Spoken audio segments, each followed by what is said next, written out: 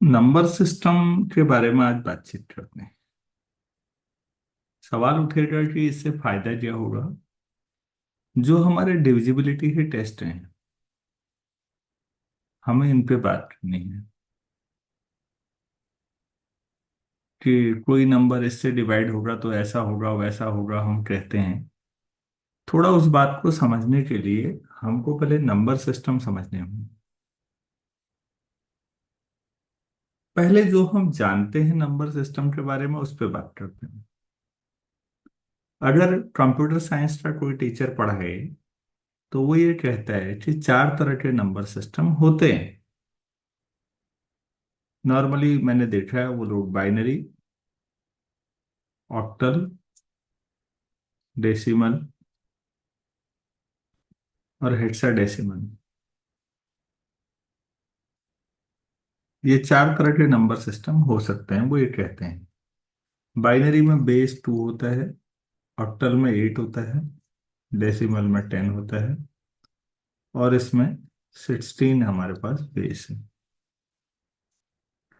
ध्यान से देखने वाली बात यह है कि किसी भी नंबर सिस्टम में अगर बेस जितना है तो नंबर जो होंगे वो रिमाइंडर की तरह होंगे, 0 और 1। जैसे 2 से डिवाइड करोगे तो क्या आता है रिमाइंडर, सोचो। ऑक्टल सिस्टम होगा तो ऑब्वियस है कि ये 7 तक जाएंगे। डेसिमल होगा तो जो नंबर होंगे वो 9 तक ही होंगे। बाकी सारे नंबर 0 और 9 के रिपीटेशन से बनेंगे, कोई नया नंबर नहीं होगा। हेक्साडेसिमल वालों की मजबूरी है कि नंबर तो 9 तक ही थे तो उन्होंने वहां से आगे ABCDEF ये यूज कर लिए। तो ये 9 हो गए, ये 10, ये 11, ये 12, ये 13, ये 14 और ये 15 तक सेंस वही है। तो उन्होंने ये यूज कर लिया अल्फाबेट उसके बाद।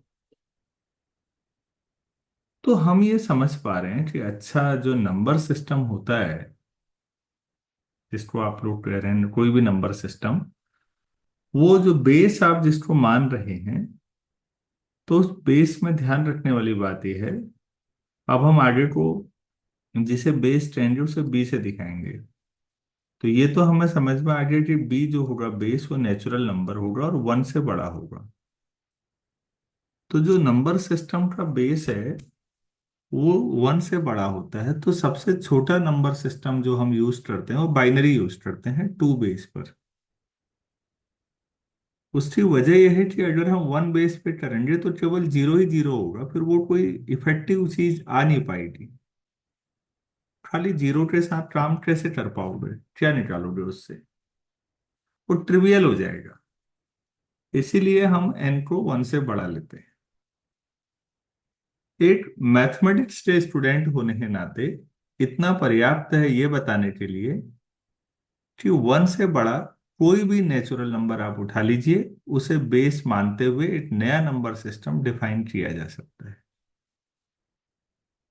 तो जो कंप्यूटर वाले कहते हैं कि चार हैं, तो प्रैक्टिकली वो चार का यूज करते हैं। इसका ये मतलब नहीं है कि नंबर सिस्टम चार ही हो सकते हैं। किसी भी बेस पर नया नंबर सिस्टम डेवलप किया जा सकता है। कैसे डेवलप होगा नया नंबर सिस्टम, आज इसी पे बातचीत होनी है। तो पहला सवाल यहां से आएगा कि टोटल कितने नंबर सिस्टम बनाए जा सकते हैं, तो क्या जवाब होना चाहिए? इनफाइनाइट। इनफाइनाइट, बिल्कुल। तो 1, मैंने छोटे छोटे सवालों से आया मैं कि 1 को बेस क्यों नहीं बनाया जाता वो भी मैंने बताया, और 1 से बड़ा कोई भी। ठीक है, मशीनों को जब आप इलेक्ट्रॉनिक्स पढ़ाते हैं या कंप्यूटर साइंस की बातें करते हैं तो मशीनें ऑन या ऑफ दो चीजें समझती हैं। तो डिजिटल वे में आप 0 या 1 लेते हैं, that's why it's name is binary. लेकिन हम लोग जो अपनी जिंदगी में ज्यादातर यूज करते हैं वो डेसिमल नंबर सिस्टम यूज करते हैं। तो क्यों ना डेसिमल को थोड़ा विस्तार से एक बार और समझ लिया जाए। एक बार दोबारा शुरू करते हैं डेसिमल को। मैं ये सब इसलिए कर रहा हूं ताकि एक general base system directly theory आ जाएगी तो हो सकता है आपको परेशानी हो। लेकिन डेसिमल अगर रिकॉल करा दूं सारी चीजें तो शायद फिर आपको लगे हाँ ऐसा डेसिमल में तो हो ही रहा था, तो उससे आपको कनेक्ट करने में मदद मिलेगी। तो अब हम डेसिमल पे बातचीत कर लेते हैं एक बार और, जो हमने बचपन से पढ़ा हुआ है उसको समझते हैं पहले। डेसिमल नंबर सिस्टम का जो बेस है वो 10 है। अगर मैं 1947 लिखता हूं, ऐसे लिखता हूं, इसको ध्यान से समझना है, तो ये 1947 है। तो इसका मतलब है 1 into 10 plus 9 into 10 plus 4 into 10 plus 7 into 10, power 0, power 1, power 2, power 3। और मेरे ख्याल से सभी लोग जानते हैं, ये 1000 हो गया, ये 900 हो गया, ये 40 हो गया, और ये 7 हो गया। इसी को हमारे टीचर बचपन में ऐसे पढ़ाते थे। आप लोगों ने प्लेस वैल्यू और फेस वैल्यू पढ़ा होगा। 7 की फेस वैल्यू तो 7 है, तो वो हर जगह 7 ही रहेगा। लेकिन अभी चूंकि 7 यूनिट प्लेस पे आया है, तो उसकी वैल्यू 7 है। जो 4 है, उसकी फेस वैल्यू तो दुनिया में हर जगह 4 ही रहेगी। लेकिन क्योंकि अभी वो इस प्लेस पर आया है, तो उसकी जो वैल्यू आएगी वो 40 है। हम छोटे बच्चों को ऐसे पढ़ाते थे, आप लोगों ने भी ऐसे पढ़ा होगा। 9 जो है, फेस वैल्यू तो 9 ही रहेगी हमेशा, लेकिन प्लेस वैल्यू अभी जो है वो 100 प्लेस पर है, तो वो 9 इंटू 100 हो गया। और 1 जो है वो यहाँ पर आएगा, तो 1000। और हम बच्चों को जोड़ के दिखाते थे, ये बचपन में हम लोग करते थे। इसी बात को यहाँ पर ऐसे लिखा गया है, या ज्यादा बेहतर तरीके से ऐसे लिखा गया है। इसका मतलब है कि डेसिमल नंबर सिस्टम में मैं किसी भी नंबर को अगर लिखना चाहूंगा तो मैं ऐसे लिखूंगा। इसका ये मतलब है A0 10 की पावर, मान लो m, या am-1 10 की पावर m-1। अब क्योंकि ऐसा लिखूंगा तो आपको एकदम दिक्कत आएगी, तो आप पहले ऊपर वाले को समझिए कि हाँ ऐसा ही तो लिखा हुआ है। ऐसे करते जाऊं, लास्ट में A2, तो यहाँ पर 10। अभी बेस जनरल बी में नहीं, 10 पे बात करते हैं, तो 10 square A1 into 10 plus A0, ऐसे आएगा। वह जितने भी हमारे ए आई हैं, कोफिशिएंट हैं, वो 0 1 2 3 अप टू 9 से ही होंगे। वो जो कोफिशिएंट आ रहे हैं 10 की पावर के कोफिशिएंट, वो 0 से 9 के बीच होंगे। कोफिशिएंट क्या थे ये?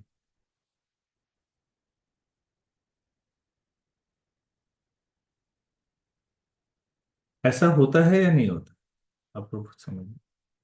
इसका यस सर। मतलब है कि हर एक जो ए आई होगा वो मैग्नीट्यूड में बेस से कम होगा। बेस 10 है तो 10 से कम होगा।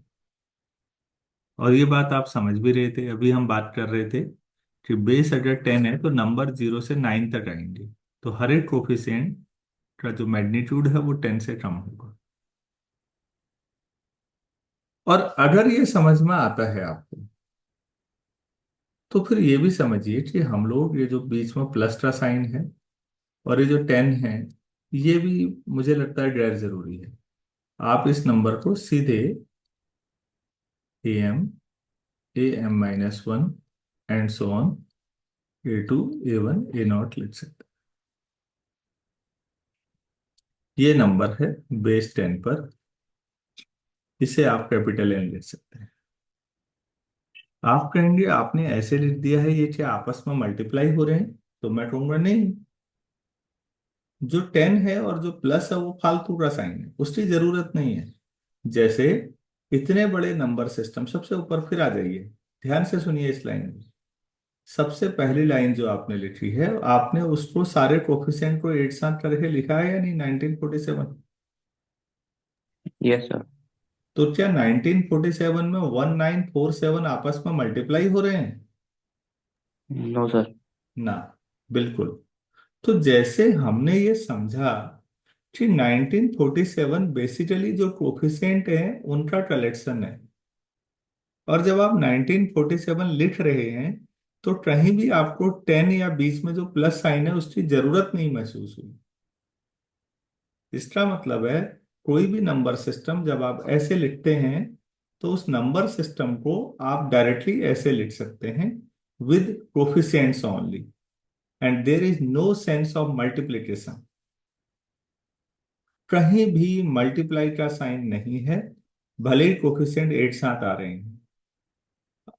2497 अगर मैं कोई लिखता हूं तो हर कोई बच्चा जानता है कि ये एक नंबर है, और जो एक्चुअल में पूरा लिखा जाना चाहिए तो 2 × 10 +4 × 10 +9 × 10 +7 × 10, और पावर ये 0, ये 1, ये 2, ये 3। एक्चुअल में तो ये लिखा जाना चाहिए, लेकिन व्यावहारिक तौर पर ये टाइम टेकिंग हो जाता है। तो हम अपनी बात समझने के लिए इसको शॉर्ट में केवल जो कोफिशिएंट्स हैं, 2 है कोफिशिएंट, 4 है, 9 है और 7 है, इन कोफिशिएंट से नंबर बना लेते हैं और कहते हैं कि हम समझ गए कि अच्छा डिटेल में तो ये वो होगा लेकिन इसकी जरूरत नहीं है। तो अब ये समझ में आया होगा कि अच्छा जो 10 की पावर है, मतलब 10 मतलब बेस। अच्छा, तो बेस जो है, अगर आप समझते हैं कि बेस क्या है तो उसे दिखाने की जरूरत नहीं है, और जो बीच में प्लस है वो भी जरूरत नहीं है। आप केवल कोफिशिएंट के सहारे पूरा नंबर दिखा सकते हैं, और ये हम करते भी हैं, ज्यादातर करते यही हैं। दीपक, यहां तक पूरी बातचीत समझ में आई? Yes sir. ठीक हो गया। तो फिर अब मुझे लगता है मैं एक जनरल थ्योरी जो है वो उस पर बात कर सकता हूँ। चलिए अब हम उस पर बात करते हैं। मैं सारी बातचीत लिख रहा हूँ क्योंकि ये जो मैं बटन को मैंने देखा, ठीक है, उन्होंने आप लोगों को एमएससी का स्टूडेंट मानते हुए सीधे थोड़ा एडवांस कर दिया। मैं वहां से ले जा रहा हूँ जहां मैं अपने बच्चों को जानता हूँ कि बिल्कुल जीरो से शुरू करो, किसी को दिक्कत ना आए। तो मैं इस बात को भी लिखा देता हूँ, a number system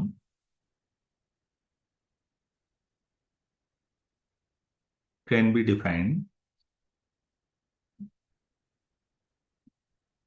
on any base B where b must be natural number and b is one greater than one। ठीक हो गया। तो इसका जवाब अब मैं नहीं लिख रहा हूं कि इनफाइनाइट नंबर सिस्टम हो सकते हैं। We can write. अब देखो, डाइवर्जन तो कई सारे हो सकते हैं।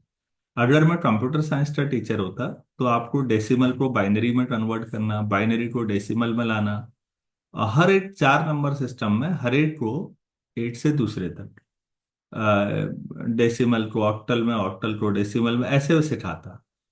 वो एक अलग काम था, वो भी सीखने लायक चीज है, लेकिन अभी मैं उसमें इंटरेस्टेड नहीं हूँ। वी कैन राइट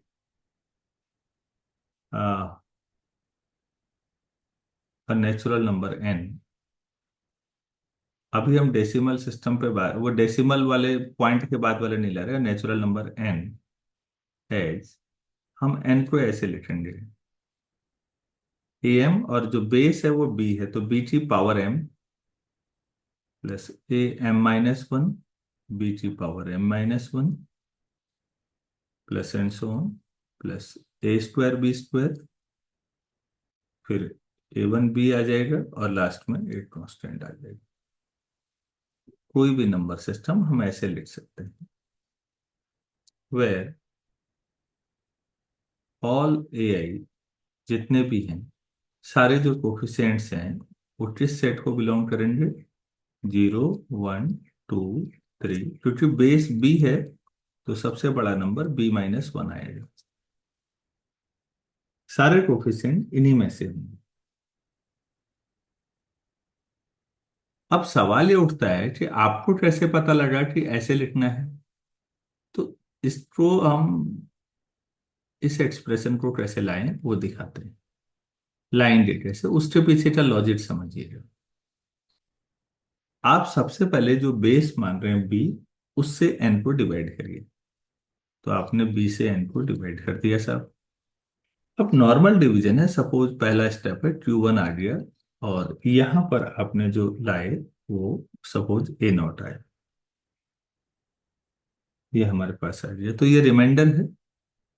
तो ये तो आपको समझाने का तरीका है। इसका मतलब जो एन है वो हम कैसे लिख सकते हैं, Q1 × B plus A A not. Not फिर A0 जो होगा रिमाइंडर होगा, वो जीरो भी हो सकता है, लेकिन वो डिवाइजर से छोटा ही होगा, बी से छोटा होगा। क्लियर है इतना? Yes sir. ठीक। अब एक चीज और, जो Q1 है वो बी से छोटा है या बड़ा है पता नहीं।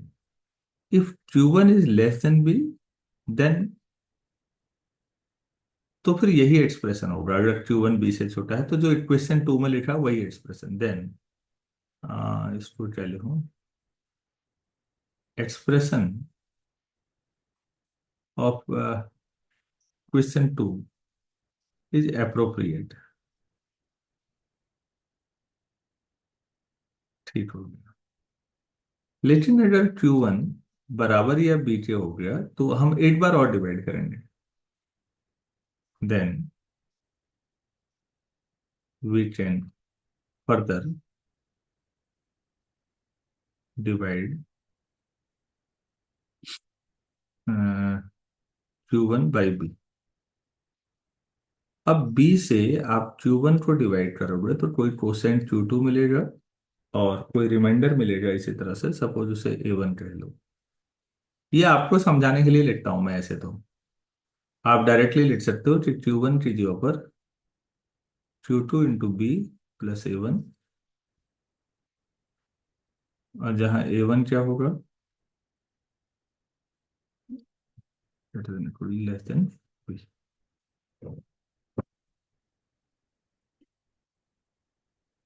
इतना समझ में आया या नहीं आया? आया सर। अच्छा, ठीक हो गया। हम Q1 की वैल्यू क्या यहाँ पर रख सकते हैं, इक्वेशन 3 से 2 में कर दें? यस। तो लिखिए, पुटिंग Q1 फ्रॉम 3 to 2। तो Q1 times B plus A0 है, और Q1 है Q2B प्लस A। तो N इक्वल टू हो जाएगा Q2B प्लस A1 था ना, प्लस B प्लस A0। तो ये हो जाएगा आपके पास Q2B² plus A1B plus A0।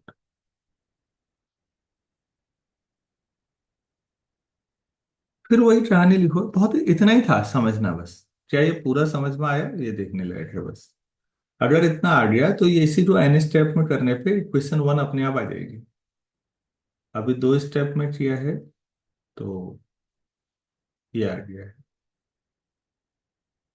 फिर क्या लिखेंगे इसी आधार पर, जो सर Q अगर है अगर वो B से छोटा है,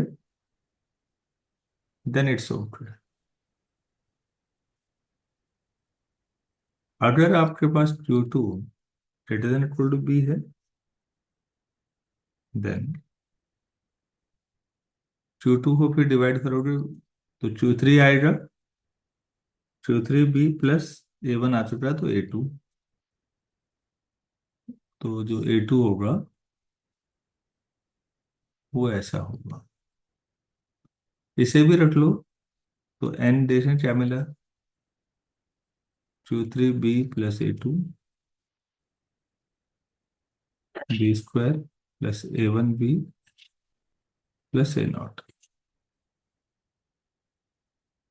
तो N आपको मिल जाएगा Q3B² प्लस A2, नहीं B³ आएगा, B² plus A1B plus A0।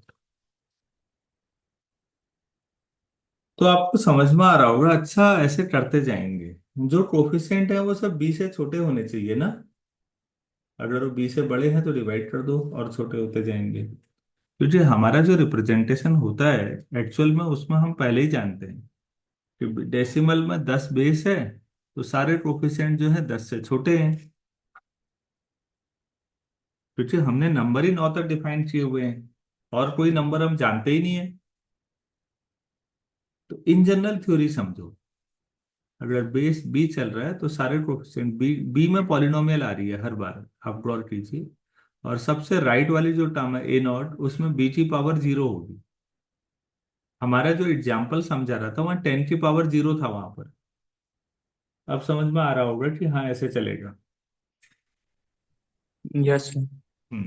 अब इसमें एक बात देखिएगा, जो n है उससे छोटा Q1 था, उससे छोटा Q2 था, उससे छोटा एंड सो ऑन है, ये चलते जाएगा।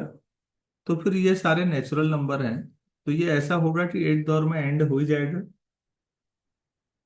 Yes sir. और this is a decreasing sequence, लगातार घटते जा रहे number. Sequence of positive integers, तो ये लोअर बाउंड होगा। तो इट इवेंचुअली, मतलब finally, so it will be eventually terminated. तो ऐसा होगा जरूर कि धीरे धीरे अगर आप ले जाओगे तो टर्मिनेट एंड हो जाएगा। और किस स्टेप में हो जाएगा, कोई मान लो से एट m-1th स्टेप में मान लेते हैं वहां पर एंड हो जाएगा। तो वहां पर हमारे पास Qm-1 Qm, उससे पहले वाला b प्लस am-1 आएगा। आप ये यहां से चेक कर सकते हो, ये था।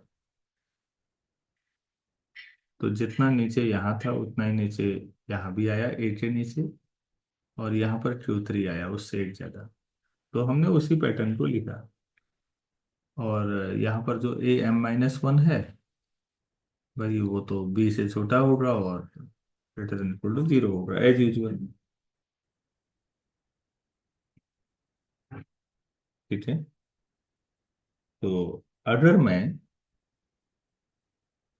Qm को ये रखते जाऊं तो क्या मिलेगा आपको फाइनली। ठीक है। n क्या मिल जाएगा, Qm। सर फर्स्ट इक्वेशन मिल जाएगी पूरा। हाँ, am-1 bm-1 plus a² b² plus a1 b, a2 b, हाँ, प्लस a0। ऐसा करो, Qm को लास्ट में am सब्स्टिट्यूट कर दो, हो गया प्रूफ। ये तो रूल्स है नहीं करने के लिए। अब यहाँ पर सारे Q b से छोटे हैं, सारे Q b से छोटे हैं। हमने ये सुनिश्चित किया है। This is the expression. तो किसी भी नंबर का जो आज आप फटाफट लिख देते हैं बेस पर, उसके पीछे की ये थ्योरी है। एक मैथमेटिक्स के स्टूडेंट होने के नाते ये समझना इसलिए जरूरी है, क्योंकि डिविजिबिलिटी के जो टेस्ट है ना, वो तब समझ में आएंगे जब ये थ्योरी समझ में आएगी। तो इसको हल्के में नहीं लेना है। क्या यहां तक पूरी बात समझ में आ गई। Yes sir. अच्छा, पहला तो बड़ा सवाल उठता है कि क्या हर नेचुरल नंबर का जो रिप्रेजेंटेशन हम करते हैं इस सिस्टम में, क्या वो यूनिक होता है या एट से ज्यादा रिप्रेजेंटेशन हो सकते हैं। मतलब जैसे 1947 का किया, मान लो एट मैंने लिखा, क्या ये यूनिक है या इससे दो रिप्रेजेंटेशन हो सकते हैं। सर यूनिक होगा। यूनिक होगा, वेरी गुड। तो इसका मतलब हमें यूनिक यहाँ भी दिखाना पड़ेगा। यूनिकनेस ऑफ रिप्रेजेंटेशन हेडिंग डाल देते हैं। Uniqueness of representation. तो वो हमेशा की तरह आसान होता है कि दो रिप्रेजेंटेशन मान लीजिए और दोनों बराबर आ जाएंगे तो एक ही होगा। सपोज, हमेशा की तरह ये तो याद किया हुआ तरीका जैसा ही है। n हैज टू रिप्रेजेंटेशंस,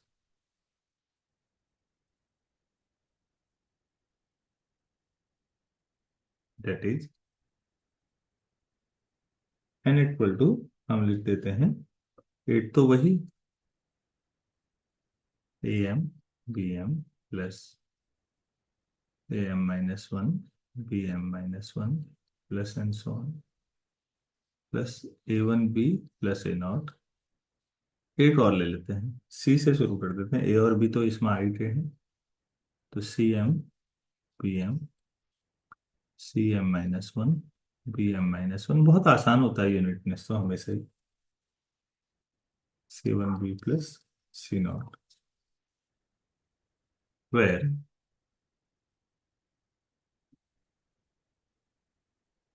हर एक ए आई क्या होगा, किससे छोटा होगा, तो बी से। और हर एक सी आई वो भी बेस तो बी। ही है फॉर एवरी आई। ठीक है, हम ऐसा मान।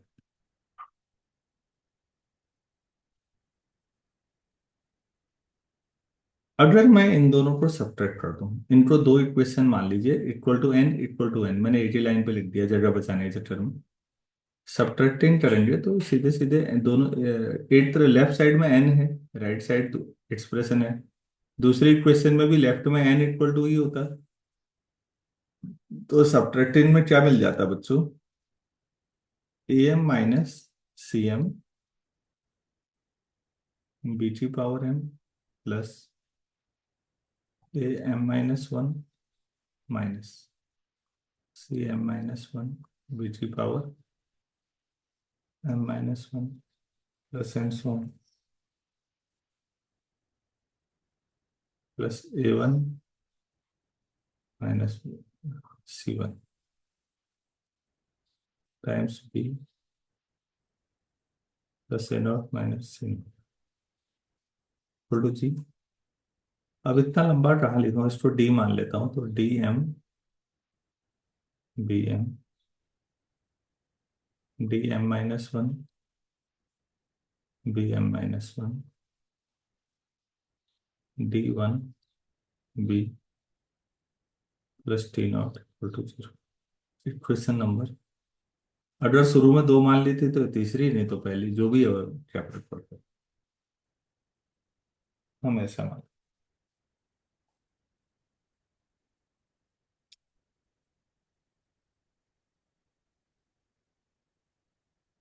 अब हमें नहीं पता कि सारे नॉन जीरो कोफिशिएंट ही आएंगे, सारे डी, या कहीं पर कोई जीरो हो भी जाएगा, मालूम नहीं है। तो हम मान लेते हैं, लेट, ये जो हम अज्यूम कर रहे हैं यही हमारे अगेंस्ट आएगा, बाद में कंट्राडिक्शन इसी से आएगा कि with the smallest subscript, smallest subscript SCRIPT for which DJ is non zero, non zero. मान लो ये सबसे छोटा है जिसके लिए DJ नॉन जीरो है, बाकी अगर जीरो हो भी गए तो कोई बात नहीं। तो फिर आपके पास ये हो जाएगा DMBM plus and so on DJ+1 BG⁻k+1 plus DJ BG⁻k equal to zero. मान लीजिए बाकी सब कोफिशिएंट जीरो हो गए, कुछ ऐसा भी हो सकता है कुछ कॉमन कोफिशिएंट हो, बेस तो दोनों में सेम है, तो हो सकता है कुछ जीरो आ गए हो और हमने ऐसा कर लिया। पूरी क्वेश्चन को आप किससे डिवाइड कर सकते हो, बीटी पावर के से।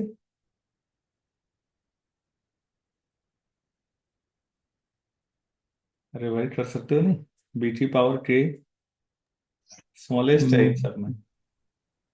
Yes sir. मतलब कॉमन क्या ला सकते हो फिर, बीटी पावर के ना।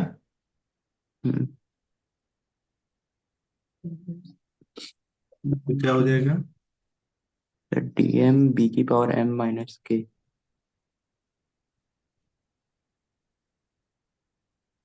M minus two B J plus one plus B J zero. अब आप भी जानते हैं बी बेस है, और तो वो वन से बड़ा नेचुरल नंबर है, तो उसकी पावर कोई भी के करो, के भी नेचुरल नंबर ही है, वो तो जीरो हो नहीं सकता। तो यहां से आपके पास डी के इक्वल टू क्या मिल जाएगा? इन बाकियों में क्या कॉमन आ रहा है? बी ना। Yes sir. Minus B common ले लीजिए। तो D M B T power M minus J minus one plus and so on D J plus one. Question number जो भी है अगला, और यहीं से आ जाएगा, बाकी अब कुछ नहीं करना है। क्या राइट साइड को बी डिवाइड कर रहा है? Yes sir. तो इसका मतलब बी डिवाइड्स डी। डी के। यार एक बात बताओ, ए के जितना भी था वो बी से छोटा है, और सी के जो था वो भी ऐसा आया, तो माइनस सी के ऐसा हो जाएगा। अगर आप इन दोनों को जोड़ देंगे, तो ए के माइनस सी के ऐसा आ जाएगा। Yes sir. तो यही तो डी के था। सर उधर माइनस भी होगा। तो डीके जो था उसका जो बेस मतलब वो है, वो बेसिकली बी से छोटा हो जाएगा। आप कर रहे हैं बी डिवाइड कर रहा है उसको। ये कब कॉन्ट्रडिक्शन। पॉसिबल है? Which is possible. डी के जीरो। ओनली व्हेन कोई नंबर अपने से छोटे को डिवाइड करे, तो ये केवल जीरो के मामले में हो सकता है, और तो कहीं हो नहीं सकता। भाई आप ये नहीं लिखते ना कि 5/4, लेकिन ये तो लिखते हो 5/0। Yes sir. तो 5 अपने से छोटे को डिवाइड नहीं कर सकता, तो अपने से छोटे को एक ही स्थिति में डिवाइड हो सकता है, जब जीरो को डिवाइड करना है। तो आप लिख रहे हैं बी डिवाइड डी के, और बी डी के से छोटा है। नहीं, डी के छोटा है, तो फिर ये एक ही हो सकता है। डी के मतलब ए के माइनस, ठीक है। इसका मतलब ए एक है के और सी के इक्वल टू बराबर है। डी के फॉर एवरी। ठीक। तो रिप्रेजेंटेशन यूनिट हो गया नहीं हुआ अभी? समझ में आया? Yes sir. Yes sir. बस पूरी होगी। तो रिप्रेजेंटेशन यूनिट होगा। तो कोई भी नेचुरल नंबर किसी भी बेस पर जब आप डिफाइन करते हैं, तो हमेशा याद रखने वाली बात है कि उसका जो रिप्रेजेंटेशन होगा वो एक ही तरीके से आएगा, और वो यूनिक होगा। एक्चुअली ये सारी बातें हम पहले से जानते थे, लेकिन ऐसे मैथमेटिकली पहली बार पढ़ रहे हैं। तो अब अगर किसी नंबर को आप ए एम, ये नोट करके लिखने लायक बात है, अब ये भी हमने पहले लिख लिया है, लेकिन यहाँ पर लिखना चाहिए हमको। किसी भी बेस पर अगर आप ऐसा लिखते हैं,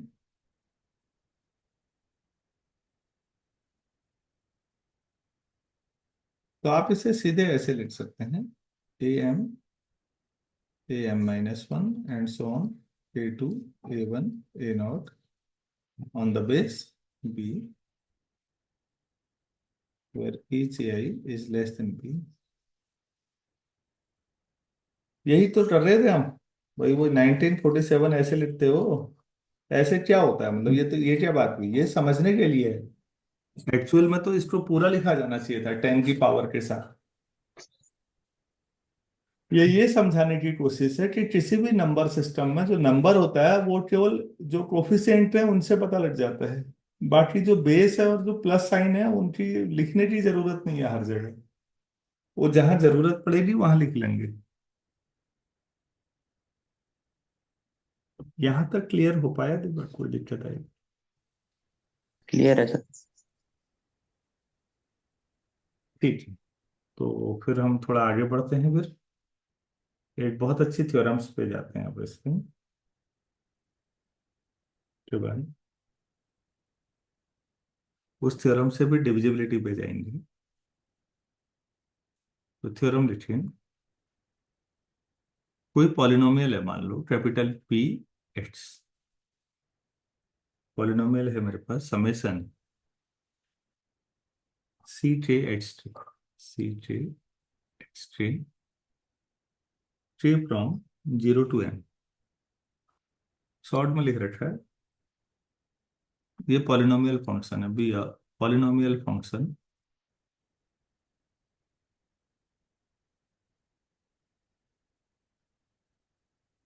ऑफ एक्स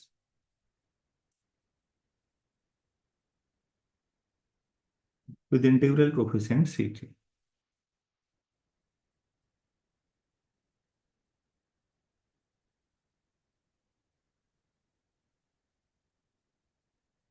तो अब हम कहने क्या जा रहे हैं देखिएगा। ये मजेदार है। If A is congruent to B modulo N. असली चैप्टर तो कॉन्ग्रुएंट्स का है भाई। This implies P A congruent to P B modulo. अगर ए और बी आपस में मॉड्यूलो एन पे कॉन्ग्रुएंट हैं तो ये पॉलिनोमियल जो है वो पी ए और पी बी भी कॉन्ग्रुएंट होंगे। इसको प्रूव कर बहुत शानदार रिजल्ट है। और जरूरत पड़ेगी 9 और 11 की डिविजिबिलिटी शो करने की इस रिजल्ट की। उसके बाद 4 लाइन का प्रूफ है। यार ये बताओ, ए कॉन्ग्रुएंट टू बी है मॉड्यूलो एन। तो ए की पावर के कॉन्ग्रुएंट टू क्या हो जाएगा? बी की पावर के मॉड्यूलो एन। ऐसा पढ़ा है हमने। Yes sir. अच्छा, दोनों साइड अगर मैं सी के से मल्टीप्लाई कर दूं तो सी K A to the power के मल्टीप्लाई कर सकते हैं ना। सी K B to the power के मॉड्यूलो एन। Yes sir. आपको ये भी पता है कि मॉड्यूलो ऑपरेशन में आप जोड़ भी सकते हैं चीजों को। तो अगर आप जोड़ेंगे तो जोड़ने को शॉर्ट में समेशन कहते हैं। तो सी K A K from 0 to n m is congruent to C K B K from 0 to m modulo N. ये जो लेफ्ट साइड है ये पी के बना या नहीं, या पी ए बना या नहीं? Yes sir. भाई एक्स की जो ए रख दो। तो P A is congruent to P P B B. Modulo N. तो एक पॉलिनोमियल है। अगर उसमें ए और बी कॉन्ग्रुएंट हैं तो उनकी वैल्यू रख के पॉलिनोमियल में जो पी ए और पी बी आएंगे वो भी कॉन्ग्रुएंट होंगे। जैसे एक पॉलिनोमियल है कोई, तो पॉलिनोमियल ठीक है। अब आपने कोई दो नंबर दिखाए कि ये ए है ये बी है और ये आपस में कॉन्ग्रुएंट है। तो फिर उन नंबरों को रखने के बाद जो पॉलिनोमियल की वैल्यू आएगी ना पी ए और पी बी, वो भी आपस में कॉन्ग्रुएंट होंगे मॉड्यूलो एन पे।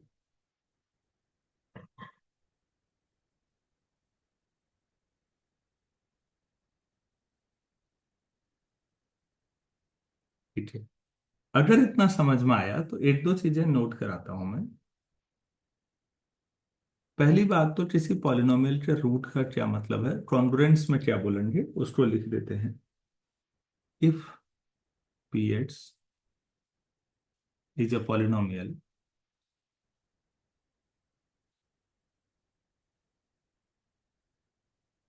with integral coefficients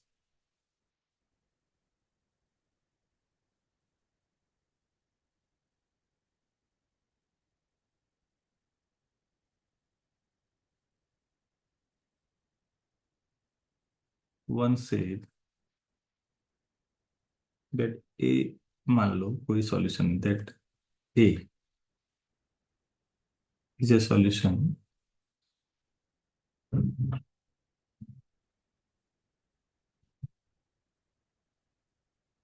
of the congruence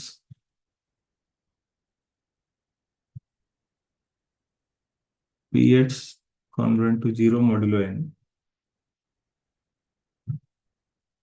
if Px congruent to 0 modulo n। अगर आपने पॉलिनोमियल में एच टी जो ए रखा और मॉड्यूलो एन पे रिमाइंडर जीरो आ रहा है तो पूरा पूरा डिवाइड हो रहा है। इसका मतलब हुआ कि जो ए है वो रूट है। बिना कॉन्ग्रुएंस के आप वैसे कहते थे ना, हम लोग कैलकुलस में पढ़ते हैं कि F X equal to zero, अगर एफ ए भी एच टी जो ए रख के जीरो आ रहा तो ए रूट हुआ या नहीं हुआ। Yes sir.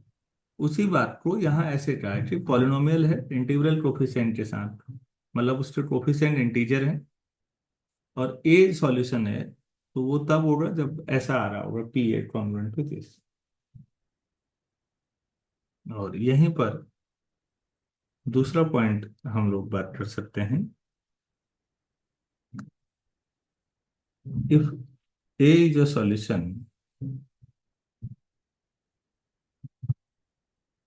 Of P X congruent to zero modulo N and A is congruent to B modulo N, then B is also a solution.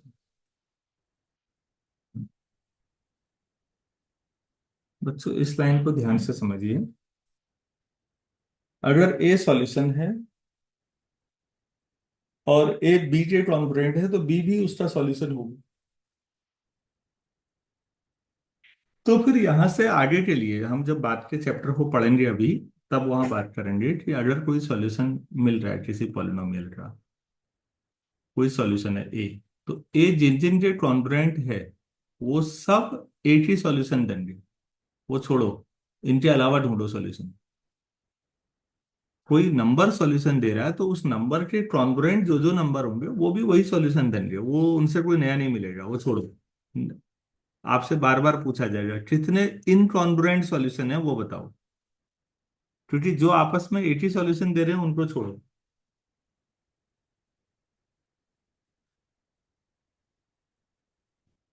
अगर यहां तक भी क्लियर है, मेरे ख्याल से होगा, तो मैं हम्म, डिविजिबिलिटी बाय नाइन अब आपको बताता हूँ कैसे हम लोग नाइन से डिविजिबिलिटी पे बात करते हैं। तो स्टेटमेंट लिखाता हूं मैं पहले।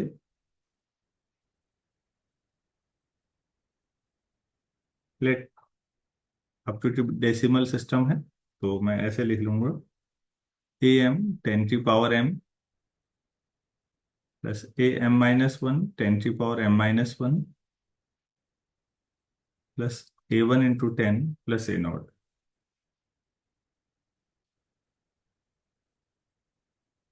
तो ये है, और यहाँ सारे जो ए आई होंगे वो टेन से कम ही होंगे और greater than equal to zero, ऐसा कुछ होगा।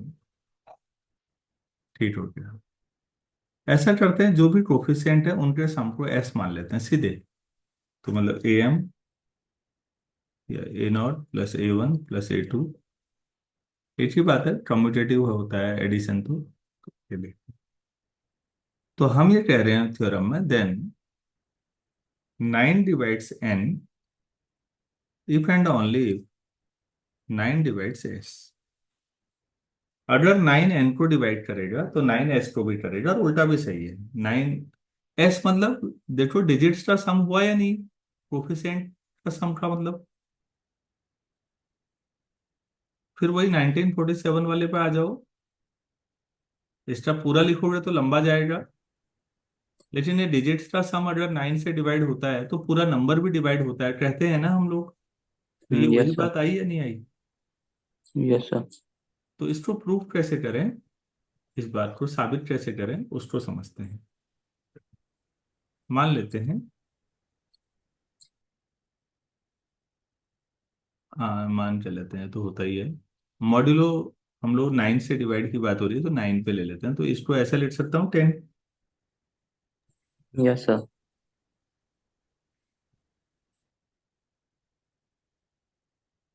अच्छा, यार ये तो पता ही है। ठीक ठीक। तो फिर 10 की पावर 3 कॉन्ग्रुएंट टू 1 की पावर 3 मॉड्यूलो 9। 1 की पावर 3 तो रोज आना नहीं है, तो 10 की power 3 is congruent to 1 modulo 9।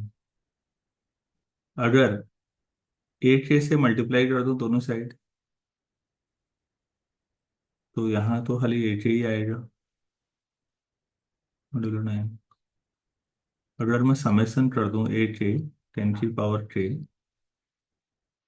तो यहाँ भी करना पड़ेगा, यहाँ खाली 8 मॉड्यूलो 9 आएगा। के हम ले जा रहे हैं 0 से m तक, तो यहाँ भी हम के को 0 से m तक ले जा रहे हैं।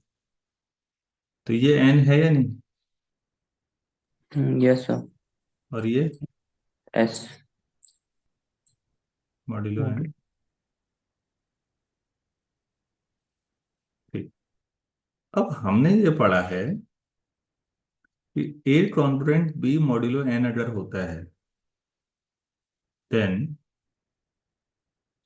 n से अगर मैं a को डिवाइड करूं या n से b को डिवाइड करूं, मीनिंग समझिएगा, तो जो रिमाइंडर यहाँ आएगा वही रिमाइंडर यहाँ भी आता है, दोनों का रिमाइंडर सेम आता है। पढ़ा है ऐसा? Yes sir. अगर आप n से मतलब ए कॉन्ग्रुएंट बी मॉड्यूलो n है, तो ए और बी n से डिवाइड करके सेम रिमाइंडर देंगे। तो अब ये बताइए, इफ n कॉन्ग्रुएंट 0 हो जाए मॉड n सर एन नहीं, 9 चल रहा है सर। है। एन की जगह 9 चल रहा है सर। अरे सॉरी, 9 चल रहा है, वो दो दो n हो गए, सॉरी यार। 9 चल रहा है तो ये 9 हो जाएगा। तो इससे क्या साबित हो जाएगा? एस बी क्या दे देगा? जीरो। जीरो अगर दे ऐसा देगा। होता है तो ऐसा होगा, और अगर ऐसा होता है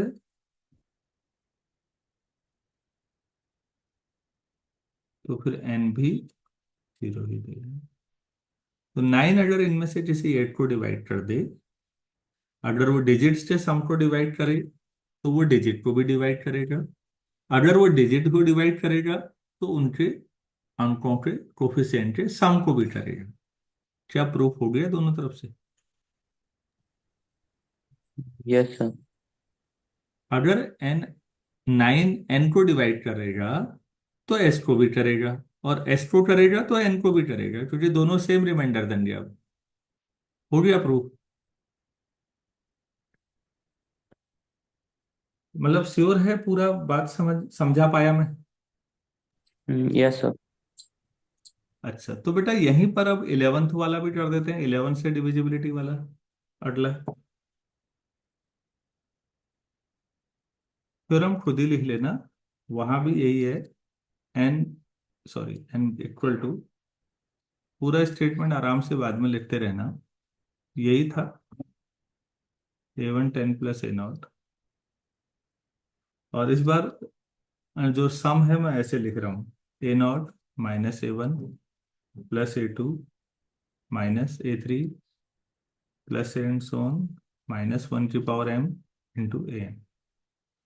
ये है। तो इसमें यह है कि 11 divides n, if and only if 11 divides t। तो इसका प्रूफ देखना कॉन्ग्रुएंट से कितना आसान होता है। 10 को मैं ऐसे लिख सकता हूँ -1 मॉड्यूलो 11। Yes sir. तो 10 की power k is congruent to -1 की पावर k।